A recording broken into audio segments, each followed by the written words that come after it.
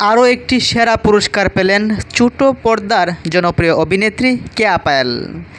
জানা গেছে যে মেরিল প্রথম আলো থেকে সেরা সাফল্য প্রদর্শনীর জন্য তিনি পুরস্কার পেয়েছেন, যার নাম ছিল বাস ভ্রমণ।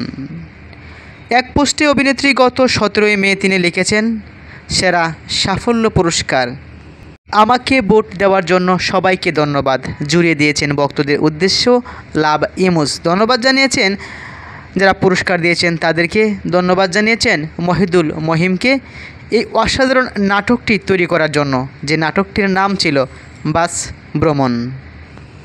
এর পূর্বেও সেরা 8 অভিনেত্রীদের মধ্যে নাম ছিল চিত্রনায়িকা কেয়া পায়েল। তিনি ছোট পর্দায় বেশ জনপ্রিয় একজন নায়িকা। দেশ বিদেশের কোটি কোটি ভক্তরা ভালোবাসেন ওনার নাটক, অভিনয় এবং ওনাকে।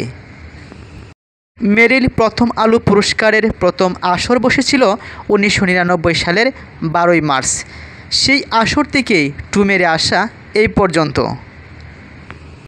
26তম আসরে সেরা অভিনেত্রী হিসেবে সেই সময়ে আরেক ব্যস্ত নায়িকা পপিকে ঘিরে এফডিসিতে জোর চর্চা চলছিল। পপি পাচ্ছেন এমন গুজবও ছড়িয়ে পড়েছিল। তালিকায় ছিল মৌসুমীর নামও। সব মিলে শাবনূরের আশা ছিল তোলানিতে। সেদিন সাদামাটা পোশাকে হাজির হয়েছিলেন শাবনূর, তবে দর্শকেরা শাবনূরকে খালি হাতে ফেরায়নি। পপি ও মৌসুমীকে পেছনে পেলে সেরা অভিনেত্রী হিসেবে শাবনূরের নামই ঘোষণা করেছিলেন অভিনেতা বুলবুল আহমেদ। সেরা অভিনেত্রী ঘোষণায় শাবনূর বাকরুদ্ধ হয়ে পড়েছিলেন। শাবনূরের মুখে কোনো কথাই ছিল না, তখন হাঁপাচ্ছিলেন। দর্শক সারি থেকে চলচ্চিত্র ব্যক্তিত্ব সিদ্দিক জামান নান্টু চেঁচিয়ে বললেন, একটু পানি খেয়ে নাও। পুরস্কার গ্রহণের পর আনন্দে আটকানা শাবনূর নিজের আসনটি নাকি খুঁজেই পাচ্ছিলেন না। পরে প্রথম আলোকে দেওয়া প্রতিক্রিয়ার শাবনূর বলেছিলেন, আমি খুশি, ভীষণ খুশি। এত খুশি লাগছে যে আমি এই মুহূর্তে কি বলবো বুঝতে পারছি না।